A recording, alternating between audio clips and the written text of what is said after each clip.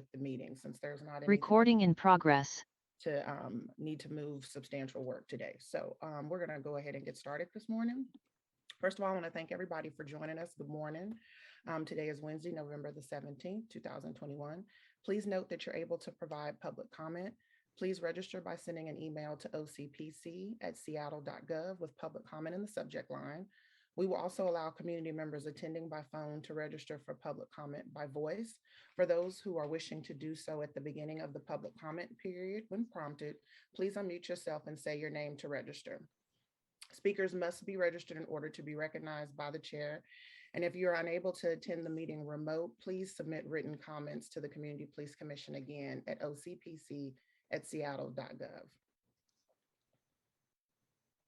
The Seattle Community Police Commission acknowledges that we are on the traditional land of the Coast Salish people, including the Muckleshoot, Suquamish, and Duwamish people, past and present. With humility, we recognize how much we benefit from living on their land and water. The Seattle Community Police Commission honors and lifts up these tribes. We hope that this acknowledgement will encourage authentic relationships with urban Native people and all Coast Salish tribes. And I will turn the meeting over to co-chairs to take attendance.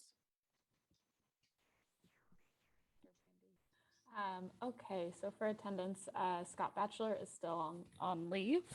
Prachi Dave. Present. Good morning. Suzette Dickerson. Suzette. Colleen Echohawk.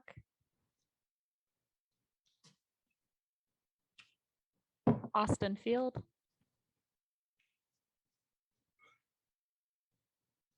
I think I saw you unmute, Austin.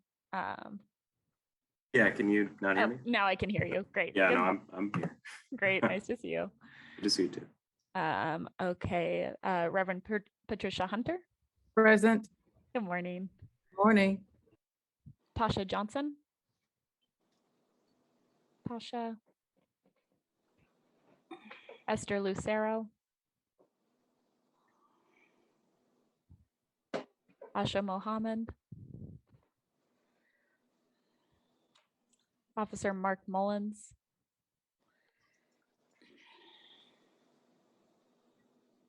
Erica Newman.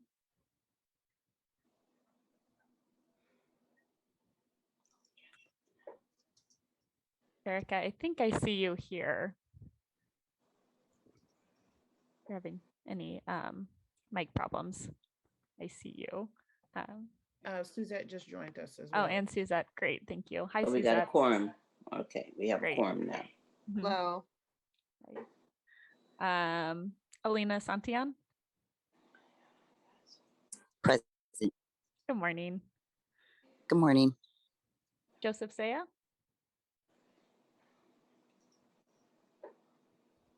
Katherine Seibel here. Douglas Wagner. Hey, good morning. Hello. Reverend Harriett Walden. I'm here. Hello. Morning. And Lejea Washington. Okay. That concludes attendance. This is Erica. I'm here. I didn't hear my name, but I'm here. Oh, great. I saw you. Wonderful. Good morning. Okay, so it is now time to review the agenda and approve. Is there anyone who would like to make a motion to approve the draft agenda? I move that we approve the agenda as presented. Is there a second? I'll second. This is Prachi. Great. All in favor? Aye. Aye. Any opposed? Any abstentions? Great. The agenda is approved. And then it's time to review the draft minutes. Is there a motion to approve the draft minutes? I will also move that we receive the minutes as, that we approve the minutes as received. Thanks, Reverend Hunter. Is there a second? This is Alina. I'll second. Great. All in favor? Aye. Aye. Aye. Any opposed? Mhm. Any abstentions? Right. The draft minutes are approved. On action items for review, the OIG investigation letter updates were under that on the agenda. And as a reminder for commissioners, in the last meeting, we sent the letters that went to OPA and OIG attached as meeting materials. There are no new updates on this particular action item. And at this point, this action item will be removed from the agenda for next meetings as based on the feedback we received and that this issue is an HR issue. I'm sorry, I didn't quite hear that. The audio cut out. Could you just say that part one more time? Oh yeah, I was just noting that the OIG investigation letter updates were still on the agenda for this meeting, and I was just reminding folks that we talked about this last meeting and that those letters were included in last meeting's materials, but there are no new updates on this particular action item. Are we, just so I'm clear, are we not planning on updating the letter given the internal documents from OIG that recently came out about them certifying investigations without reviewing them? Reverend Hunter, or I'm sorry, Reverend Walden, were you going to say something? Well, it's my understanding that this is an HR issue, and I think our attorney is on the line. And he might give us more clarification when it's an HR issue, where our bounds are. And it's our attorney on the line. Usually, it's an attorney on the line for us. This is Gary. I'm here. I don't have any further information than the fact that it is being handled by HR. I mean, I think that even if, I mean, it's not like we're giving a performance review to a specific employee. I think we can still weigh in on a policy issue that affects the city. And so I think that, I would definitely, I'm not trying to hijack this meeting, but I would definitely urge us to issue, a letter that takes into account the new information and just recognizes that there seems to be serious, or at least allegations of serious dysfunction at OIG. And I think it's definitely our role as the CPC to comment on that. Okay. All right. That was all I had to say.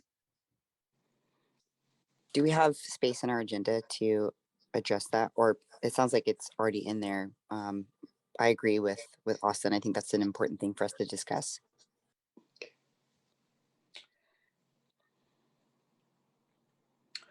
All right. Well, then, I mean, I guess it's the appropriate time right now. I mean, maybe we can, if it's already on the agenda, we can come back to this after we get through with the reports and add it, because it's already on the agenda. So we would not have to put a motion to put it on the agenda because it's already there. Thank you, Reverend Walden. Mm-hmm. Yes, thank you very much. Mm-hmm. So co-chairs, would you like to carve out some time right now to do that, or you want to finish up the reports that you're working on the action hours and come back to that? So it's the co-chairs and Executive Brandy. I mean, when you want to carve that out for the agenda? Well, I think this is the only item on the action items for review. So it seems like it makes sense to have this discussion. Okay.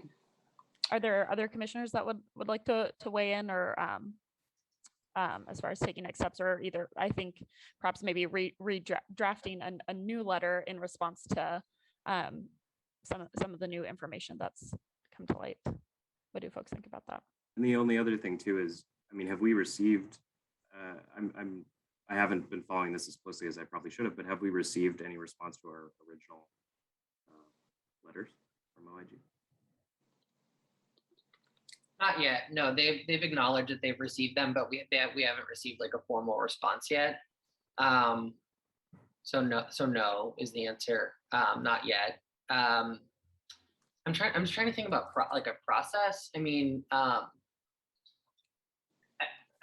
guess like a commissioner could kind of propose like what an update might look like to that letter that we already sent to OIG, which as Katherine said, like we received, or everyone here received at the last meeting. Or maybe Brandy, we could suggest working with staff to like add a line to the letter and like resend it as like an updated draft. That could work too. That seems to me, that seems to make sense, as maybe we could add these kind of additional points as follow-up in a additional, I guess, follow-up letter. That makes sense to me. I think the main thing is to keep the issue alive, because I think that, you know, our kind of trust in the city ethics process and our sort of lack of awareness that that all of that had kind of been resolved in August, I think is worrisome. And I think this is an issue that we definitely want to keep alive and want to keep an eye on. So I think we want to make it clear to OIG and also just to the community that this is something we're monitoring, and that as the situation, as we get more information, we're updating our request. So an updated letter makes sense to me. Yeah, I think that makes sense. Are there other thoughts from commissioners? I mean, I think that we could, you know, look at the policy. I mean, and you know, and see where we think the gaps are. I mean, or if there are any gaps. I mean, because this is still alleged, and you know, so that piece still is going to still continue to be working out, and that's not where we'll be at. But I guess just looking at the policy, and to, you know, see if is there any gaps. I mean, that's what we've done with the OPA, when we've looked at it and see if there was any gaps that we could identify. I mean, and those kinds of things. And so, you know, I mean, that's going to be some work down the line, sure. I mean, that would be what my suggestion is. You know, I think we have, you know, I think Pachi's on the line. Pachi, would you have a comment on this?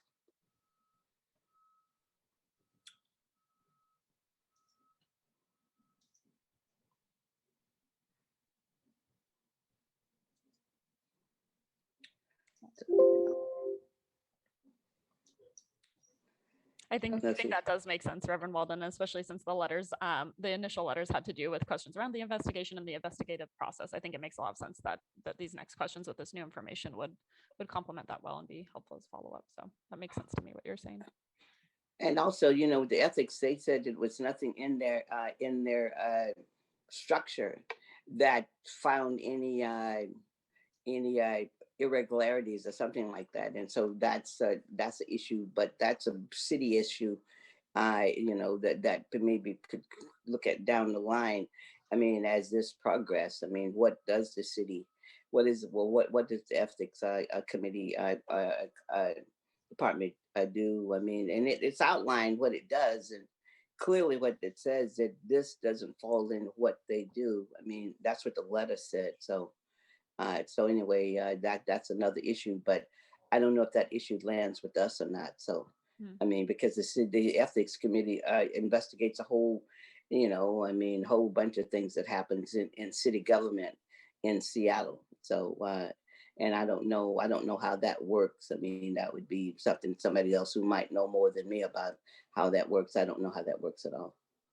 I know that they're independent, and I know they investigate allegations of impropriety from you know, city council people and other departments. I agree with. I'm sorry, Reverend Walden. I didn't mean to interrupt you. I was going to agree with you. That other people bring those, and whether they're city employees or outside people who might be accusing. You know, an elected official, something. I mean, an example. You know, with Sawant. I mean, people. I mean, something happened, and whatever it was, it landed there, and I don't remember what the resolution was, but it didn't land there. So, and so this is, you know, I mean, we are a work in progress, and for all the people who want to think that we're already got it done, I mean, how can we always have that? We are still a work in progress. So there's gaps in places that we could not have known about, you know, I mean, in 2017 and 18. So it is a work in progress. So, you know, that's all I have to offer, that it is a work in progress, and it's not, you know, it's not complete. I mean, all this work, none of this work is complete. So yeah, we're still working at it. I agree with Reverend Walden, specifically when it comes to the scope of the ethics committee. I think that I would suggest that staff, because I would like more clarity on exactly what the ethics committee decided and why they decided it. My gut would be that they probably decided that they probably took kind of a narrow read of their scope, and they were looking for, stuff like financial impropriety or, things like that, which obviously are not alleged here. And also, I mean, this isn't necessarily an ethical issue. It's more of a disagreement about political priorities and policing and things like that. So I would also be curious, and I'd love if the staff could maybe help us find out what exactly the ethics committee's jurisdiction is and why, and how that played into their decision in this particular case, and then also what specifically they decided. Because I admit I'm a little murky on that as well. So I definitely agree with Reverend Walden that it would be good to clarify. Yeah. We can also invite them. We invite people in the Sure. city to come and give us information. I mean, It's a good idea. Many people. I mean, not many people. When I say people, you mean I want to be clear. I mean, department heads have come and talked to us and give us the scope of what their work is. And so why not have why not invite the executive director of the ethics committee to give us a rundown on what they do and what they don't do. And then we'll have information that when people come and, and tell us what we're not doing, then, there's another place to lodge that at, and other than us, there's the ethics committee. So I would suggest I'll step away from the chair for being one of the co-chairs, and I'd suggest that we invite them to come and just give us the scope of what they do and what they don't do, and and that kind of stuff. I'd second that. I think that's a great idea. Yeah, I agree. That sounds like a great idea. Do we need to take a vote on this to maybe to invite them to come to the next CPC meeting, or? No, we Okay. don't need to vote on that. No, Just it's making sure no. process wise. We don't have to vote on that. This sounds like a great path forward. So we'll invite them to the next CPC meeting, and then perhaps staff can draft a letter for review on the follow-up questions. Does that sound appropriate to Yes. commissioners? Mhm. Yeah. We have it noted here too. We'll follow up on that. Absolutely. Thank you. Great. Thank you all. And thank you, Austin, for raising. Yes. Any last comments? I don't want to miss anyone on this discussion before we move on. Okay. Seeing none, we'll move to the next section, which is the multi-factor authentication process.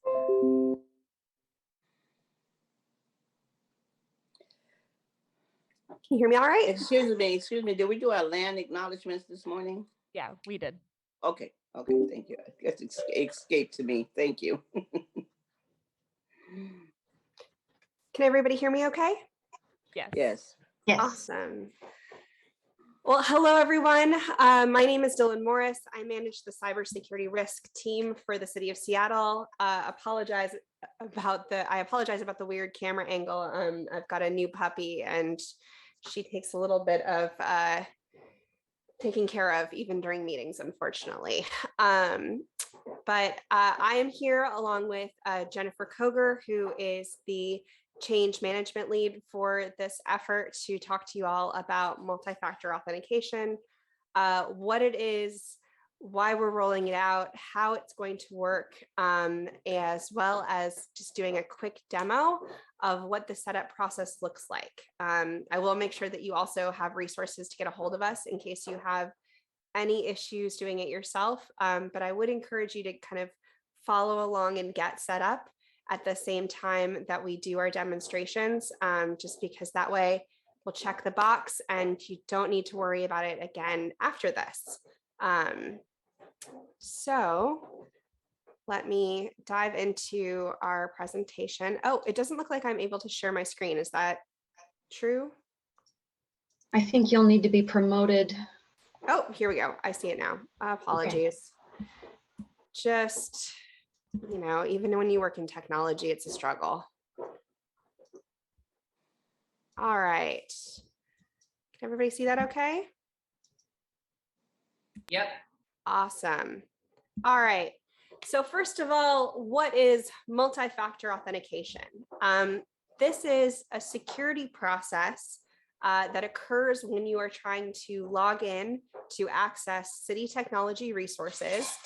And it really is just about making sure that we have another layer of proof that you are really you before entering into our city technology systems. So the first factor of evidence that, I am Dylan when I log in is my username and password.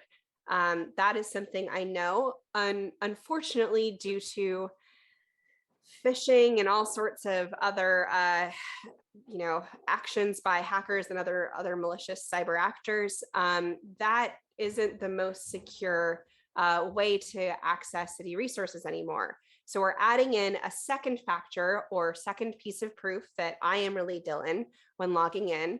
And for right now, this is a phone or something that I physically have in my hand. That means that I am the right person who's supposed to be accessing the city resources that I have access to.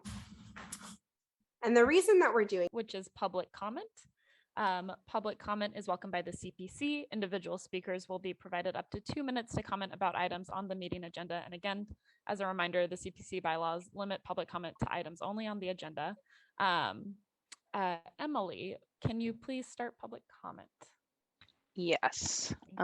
Do we have anybody for public comment who's registering by voice today? Okay, so we have 3 people registered for public comment. Let me share my screen really quick.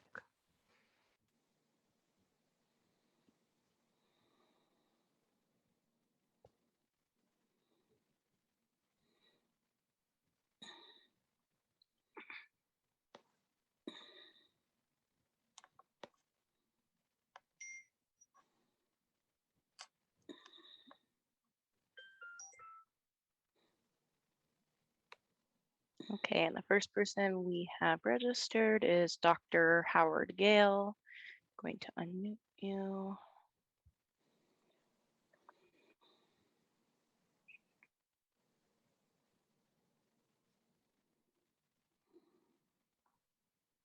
Okay, Dr. Gale, your time starts now.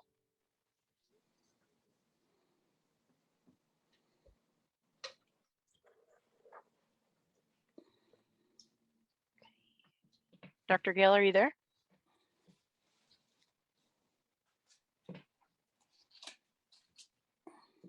Excuse me, could you start over? I just got unmuted. Yes, of course. Hold on one sec.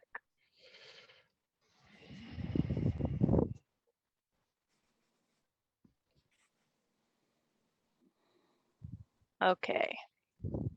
Good morning. On August 5th, an OIG investigation supervisor submitted their letter of resignation made public and easily acceptable by Carolyn Bick on August 9th, stating that after repeatedly uncovering failures of oversight in OIG, quote, I have never experienced such controls over my communication despite serving 10 years in the United States military, unquote. Noting that their resignation results from, quote, my unwillingness to be complicit in their unethical behavior. Carolyn Bick has now written 5 articles on this, most recently 2 days ago with KOW recently highlighting these and other serious problems of honesty and objectivity with OPA's Andrew Meyerberg. This is not a human resources issue, and this is not an ethics issue. These are accusations with abundant evidence. For example, documented audit logs showing that OIG investigator Anthony Fennell, a 23-year career police officer, was certifying cases without even opening evidence files. These accusations and evidence strike at the core of the purpose and credibility of our entire police accountability system. The response by the CPC to these revelations has been obfuscation and prevarication, as when the CPC claims to be monitoring the situation, despite the fact that the whistleblower complaints were determined months ago to not fall under the jurisdiction of Seattle Ethics and Elections. When confronted with their obvious failure to monitor the situation, the CPC then scrambled to re-explain the problem was that HR was investigating. But this too turned out to be a lie, as HR determined the complaint did not fall under its jurisdiction at the beginning of September, well over 2 months ago. The only monitoring of the situation the CPC has engaged in, as usual, was monitoring how to avoid public embarrassment and accountability. The CPC has been unwavering in defending a failed and corrupt system and throwing a brave and honored veteran who is simply doing their job under the bus. And now the CPC outrageously suggests they should inform themselves and the public by having the OIG and OPA directors further gaslight and persecute someone the CPC should be protecting.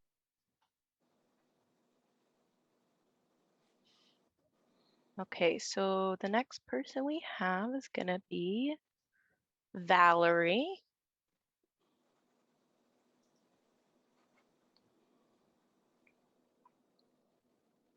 And Valerie, as soon as you're ready, just let me know.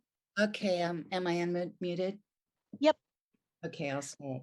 The OIG whistleblower complaint story reported in the South Seattle Emerald has been unfolding.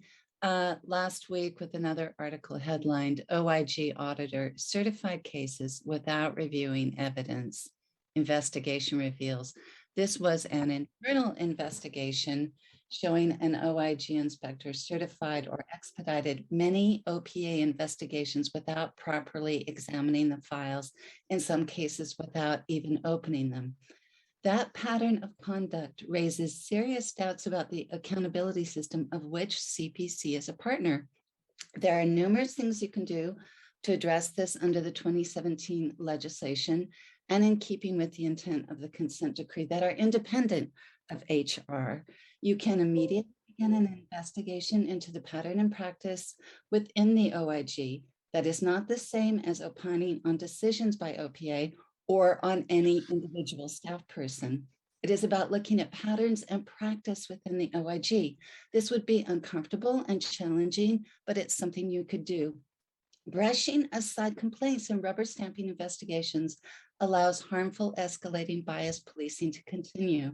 There's a spectrum of possible negative consequences for that sort of cover-up.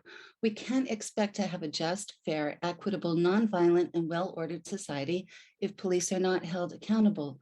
The CPC does have some agency and power. You can daylight bad practice, set a moral standard for investigations, and uphold the importance of real accountability. Please act boldly and urgently to use the power and platform that you do have. Thank you. Thank you, Valerie. And then one more public comment is going to be Jason.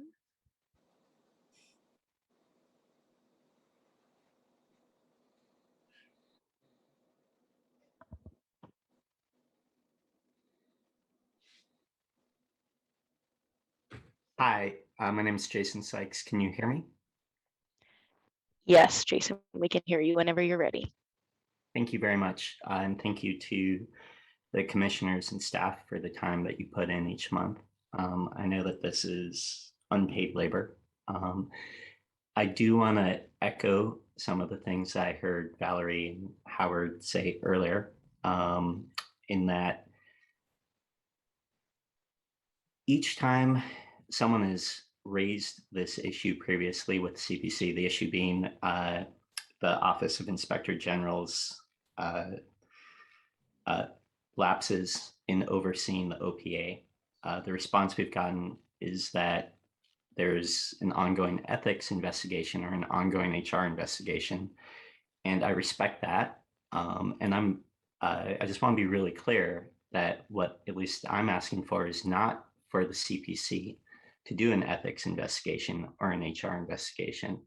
I'm simply asking the CPC, as the voice of the community, to take advantage of the fact that it is empowered by the law to ask hard questions of the OIG, to ask hard questions of the OPA. You have representatives from the OIG and the OPA appear at these meetings every month. You can ask them whatever you want to ask them.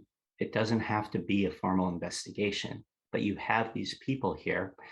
And these are serious allegations of both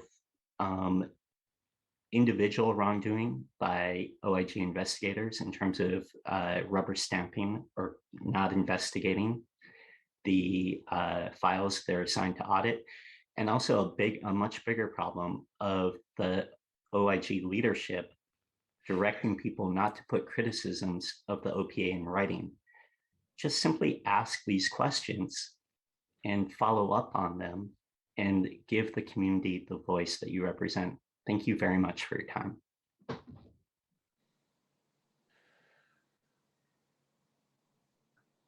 You, and that should conclude public comment. Great. Thanks, Emily. The next point in this agenda item is discussion of public comment. So I want to ask staff or commissioners, would you like to respond to any of the public comment that we've heard today? I can't see anybody's hand up, Catherine, because I'm on my phone. Is it okay if I try? Okay.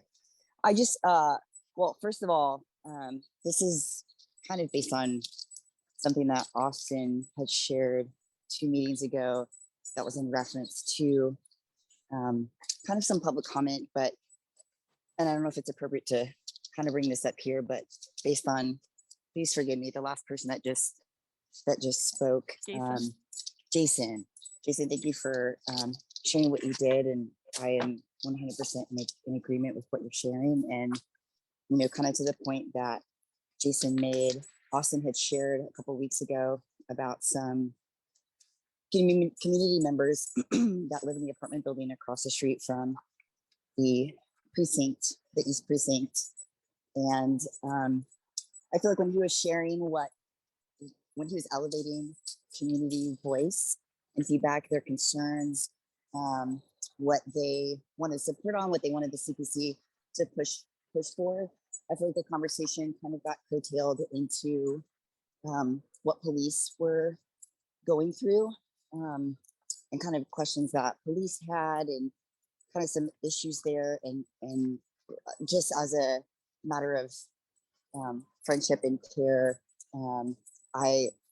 Mark, I have so much respect for you and care for you deeply, my friend. And I also just want to acknowledge that, you know, our role as commissioners on the CPC is to elevate community voice and to decenter ourselves in that conversation.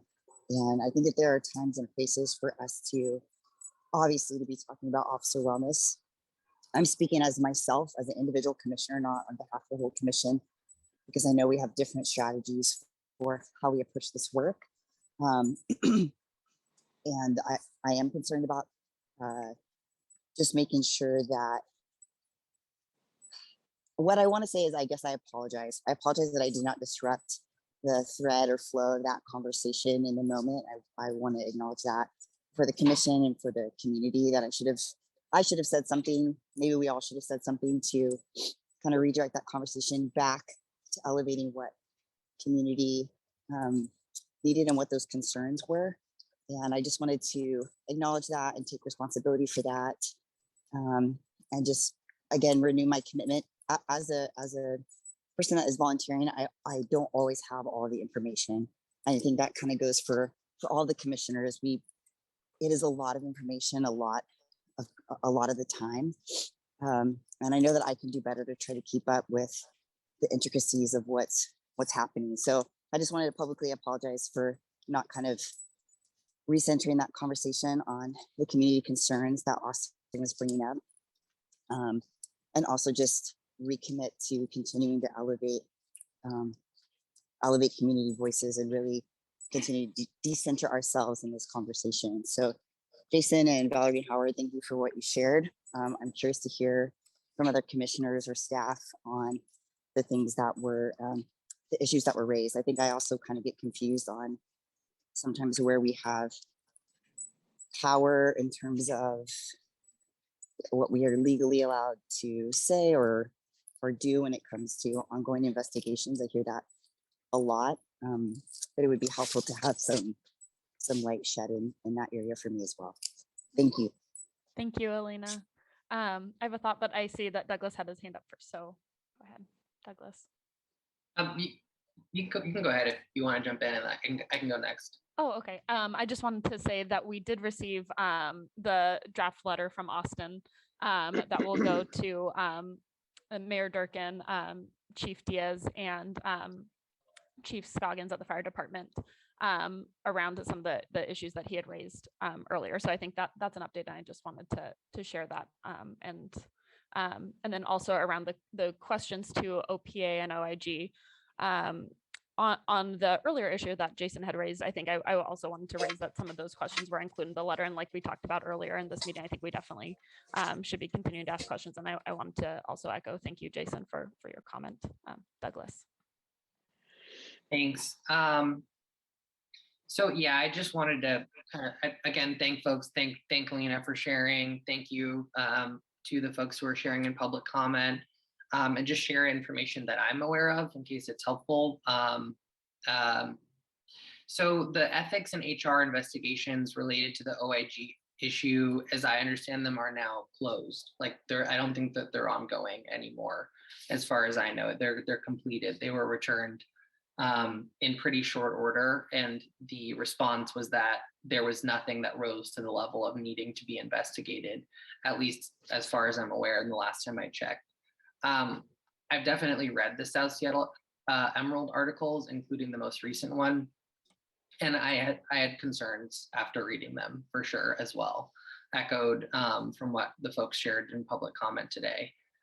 So I just kind of want to reflect that. And then, I just also wanted to, I guess, remind everyone that, we've spoken about this issue that's been raised by the South Seattle Emerald articles about conduct at OIG and kind of how that's played out. I mean, we've spoken about that publicly in commission meetings for the last at least 3 meetings, if not more. And so it's definitely, I think there were some comments about like obfuscation and, whatnot. I mean, I think the facts are that we're fully aware of the situation. We have concerns. We've talked about those concerns to the point where we've actually, we've sent letters now to OIG and OPA with a litany of questions related to the concerns raised in the South Seattle Emerald article. Earlier in this meeting today, we talked about updating that letter to include additional questions raised in the most recent South Seattle Emerald article. So this is definitely something we're aware of, have our own kind of concerns and questions around, and are taking action on.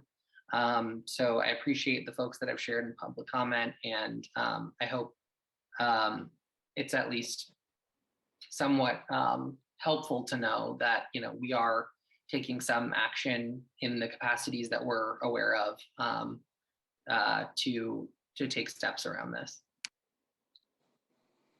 And Officer Mullins, I saw that you had raised your hand earlier. Yes. I know I made some comments about the precinct and the building next door and the concerns of the neighbors. I did not in no way want to derail that conversation or take anything away from the neighbors and the people who are being affected and the questions that were being asked. I just wanted to add in to the conversation that the officers were experiencing things too. And Elena, I don't think you have to apologize. And I'm sorry if I derailed the conversation. Just wanted to put in the officers' standpoint in there to make sure that people understand what the officers were going through. And Elena, you can take that conversation and put it back on the rails if you need to. It's not gonna hurt my feelings. Just I hope everybody understands that. I didn't want to take away from the neighbors and their complaints. I understand that, and I am concerned about that as well. I realize I'm a police officer, but I love my community too. So that's why I'm here. Thank you. Thank you, Officer Mullins. Austin, I see your hand is up. Yeah, I just wanted to quickly say that I really appreciate the comments that we've had thus far, and also all the comments that we got today in public comment. I think it's been tough, especially over Zoom, for us to have the kinds of robust conversations that that we need to have as a group, and I think that has caused stuff to look, especially to the community, like it's falling by the wayside. And so I think that the kinds of conversations that we're having right now are really valuable, and that I'm glad that we're kind of overcoming the limitations of this format to address these things more substantively. And I do agree with the commenters that I think that we should definitely look at, since we have OIG representatives come to every meeting, we should definitely look at supplementing our written questions, which I'm really glad that we have issued and are going to update with in-person questions, because this is definitely a conversation worth having more in depth. Yeah, I appreciate commissioners' engagement with these issues, and I'm glad we're having this conversation.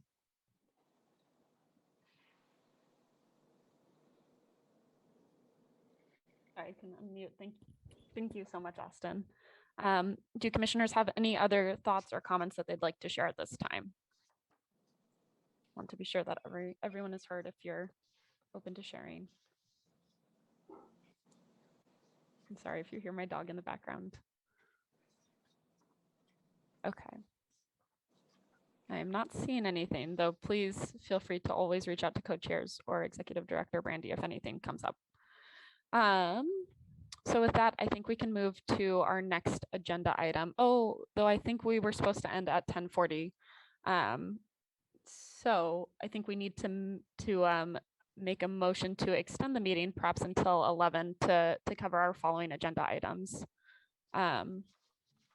Would anyone like to make a motion to extend our meeting? This is Suzette. I'll motion to extend. Thank you, Suzette. Is there a second? I'll second. Thanks, Austin. All in favor? Aye. Any Aye. opposed? Aye. Sorry. Any opposed? Any abstentions? Okay, we're going to extend our meeting till 11 a.m. And with that, we'll move into the next agenda item, and I'll pass it to Douglas. Thank you. Great. So we have 20 minutes. I guess we can do a department updates because it's on the agenda, but if we can just keep it super brief, if there's like an important update to share, great, we can hear it. And if not, we can just kind of breeze through these so we can try to end on time. So is there an update from City Council? I see Newell. Yes, thank you, Douglas. Just wanted to note the Budget Committee is meeting, scheduled to meet the next 2 days. That is the first time that there will be actual votes at the Budget Committee on budget amendments. The chair has released initial balancing package. An agenda should be available later today, which, as I understand it, will have probably close to 50 new amendments. There's also a public hearing on the budget scheduled for tomorrow from 9:30 to 11, and final council vote is planned for Monday. Thank you. Thank you. Thanks, Newell. Is there anyone here from the mayor's office? All right, from the monitoring team, I see Ron. You're on mute, Ron. Still on mute. I read your lips, Reverend Walden. I'd very briefly note that the monitor team has been almost wholly focused on assessments. We did participate in a very fruitful meeting with your co-chairs and your executive director. But I'm not going to go into any further detail and unnecessarily or unduly delay the rest of your meeting. I'd like, just as a point of personal privilege, to note that Mothers for Police Accountability recently observed its 30th anniversary, which was noted with their annual breakfast, which was both informative and celebratory. Congratulations, Reverend Walden. Thank you. Yeah, congrats, Reverend Walden. Anyone from the DOJ? Yeah, hey everyone, it's Matt. Nothing, just to echo Ron's point, just working on assessments and continuing that work. So, thanks, Matt. OIG. Yes, good morning, everybody. Good morning, commissioners. Work product, morning, Reverend Walden. Work product, we've got the discipline audit out to stakeholders for comment and feedback. We're hoping to get that published probably by the first week of December. So that'll be a big culmination of a project happening. And I don't want to take up too much space and time, but since most of the meeting today has been devoted to discussion about my office, I feel like I want to say something. I've been working throughout this whole process very closely with HR and the law department and trying to follow their advice and trying to stick with the processes that are in place for, investigating things that happen in the workplace and making sure that I have all the facts before I release information or take any action. So that's what I'm trying to do. I do appreciate the public comment. Jason and Valerie, especially the things that you raised, the concerns to community are concerns for me too. I'm deeply, what I will say is that I take this very seriously. I take our work and public trust very seriously. When this was brought to my attention by another staffer pulling data for the Sentinel event review, I immediately initiated an internal look at what was going on, and then in fairly short order, initiated an external review. And I'm trying to give that process space for that work to happen so that any decisions that I make or anything that happens comes with a full understanding of all the facts. And so, I guess I'm asking for a little bit of space to let the external review take place so that we can all understand and then decide what needs to happen there. So they're not trying to sweep anything under the rug, trying to make sure that I understand everything as it is so that appropriate action can be taken. And, Austin, I appreciate that you want to keep this alive and not let it die, and that's not going to happen. So, I fully intend when the work is done by the external person to be providing that information. We're giving them access to all of our information in the databases. They need to do some fairly deep dives into what occurred. So I'm just trying to make sure that I have all of the facts first. And so, I don't want you to interpret any delay on our part in answering as trying to, in some way, avoid responsibility, because that's not going to happen. But we're just trying to make sure that we have a full picture. So thank you. And I apologize for taking up that much space. Thank you. Thank you, Lisa. Really appreciate that update. Anyone here from the OPA?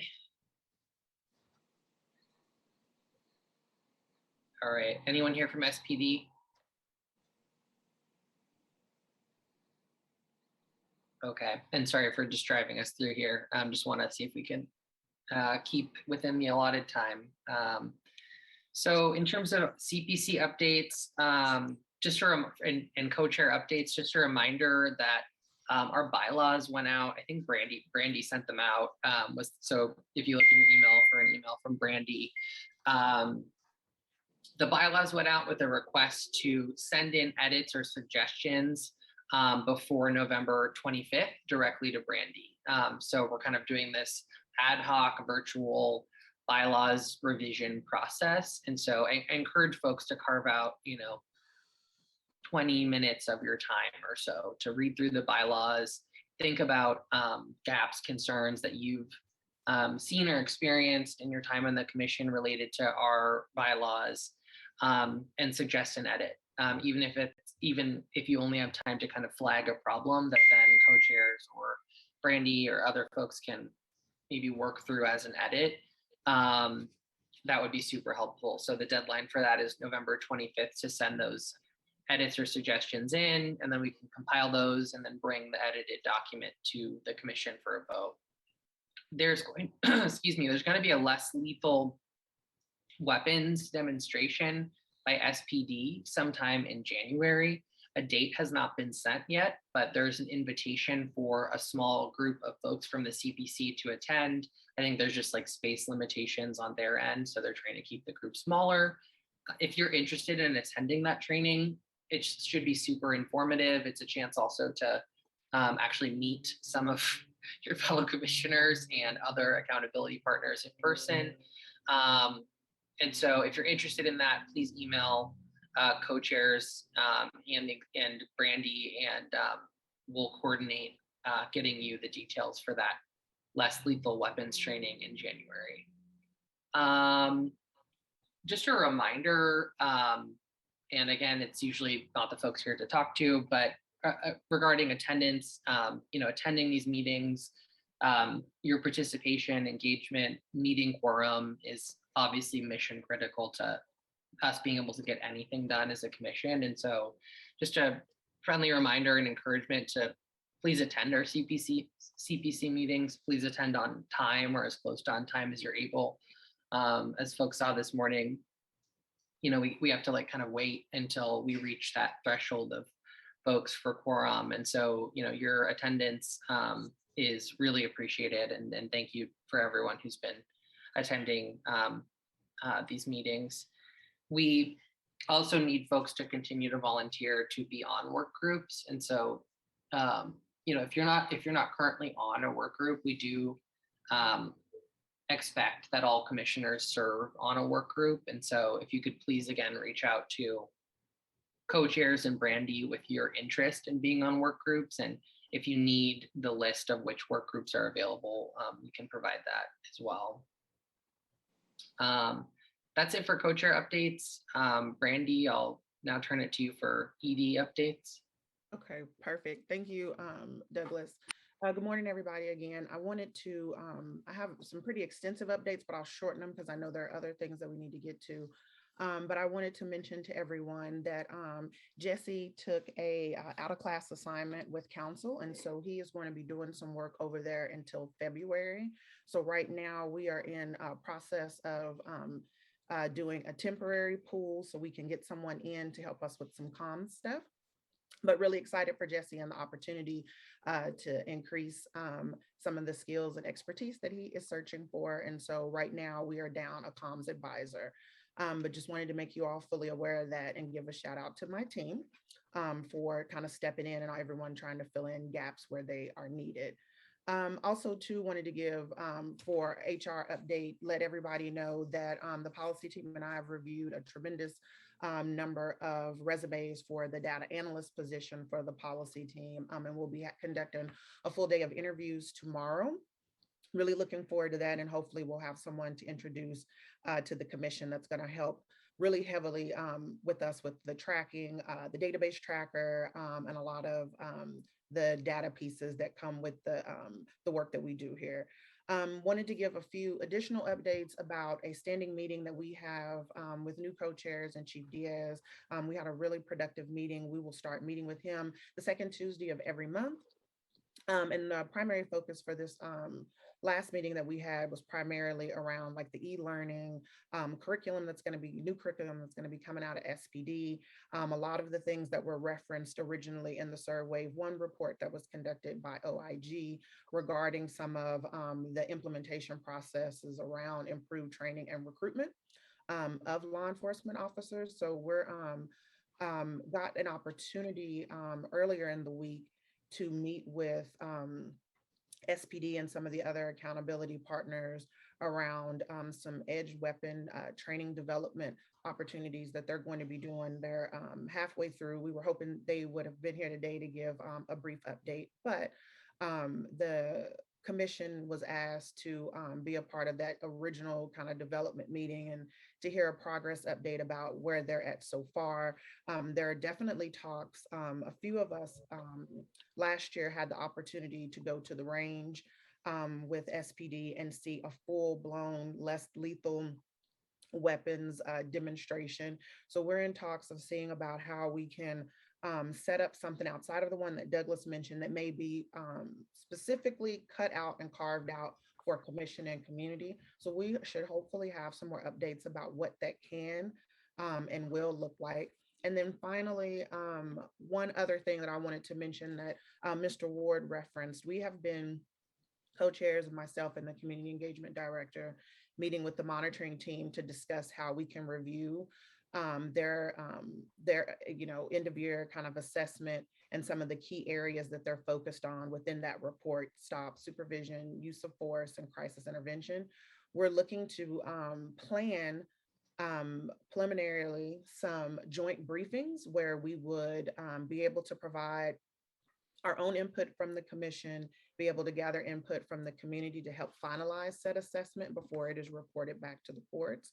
We're actually looking forward to what that process can look like, and it will pretty much be a review, assess, feedback, and presentations on those key areas. So hoping that there will be more details to come, and we are looking forward to being able to move on that. And then I will reserve my other updates for another time.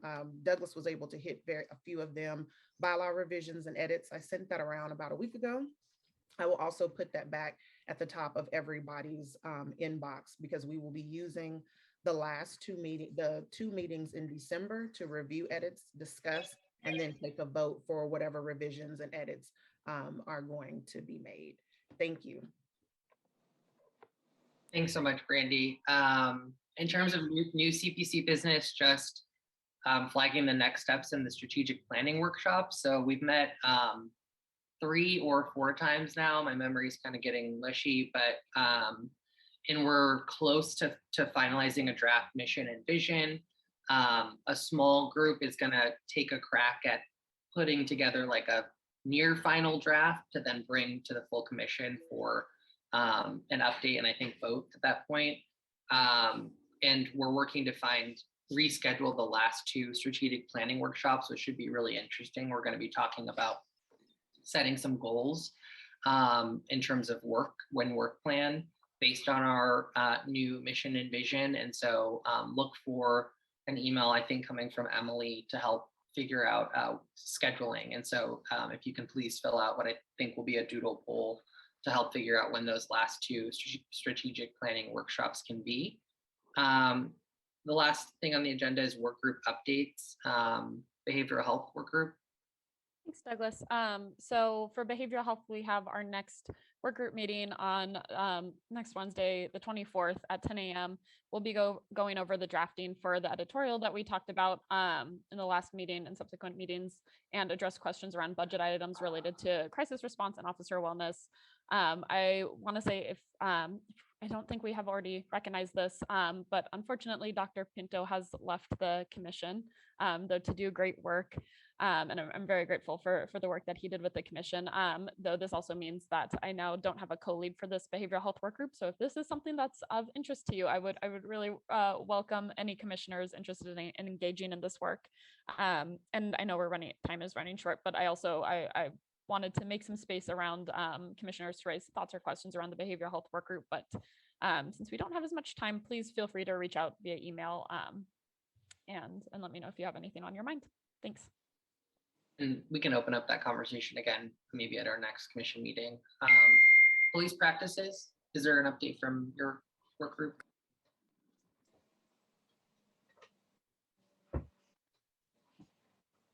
Reverend Hunter, did you want to?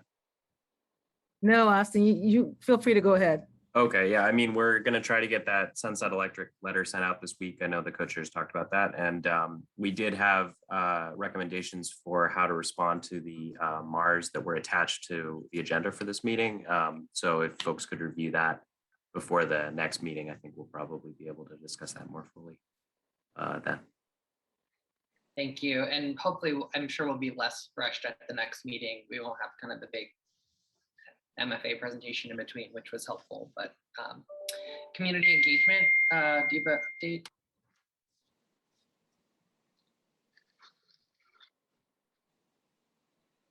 Douglas, outside of commissioners, the update about working with the monitoring team, we are in the process of finalizing the December agenda for the community engagement meeting and working with SPD and the monitoring team, hopefully to do one of those presentations over the 4 key areas regarding the assessment back to the court. And then closing the loop on a few conversations where we've had guests come and speak. So that's what December is looking like, more of a community engagement kind of wrap-up meeting and then possibly a presentation. Thank you. State legislative agenda. No real update with that one. I do believe that there was some talk of Esther Lucero joining me as a co-lead. So if I hope that happens, and looking forward to moving forward with that. Okay, thank you. And I understand that that's happening, I think, so that's great. Complaint and appeals.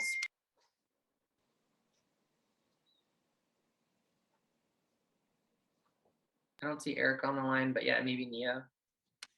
Sure.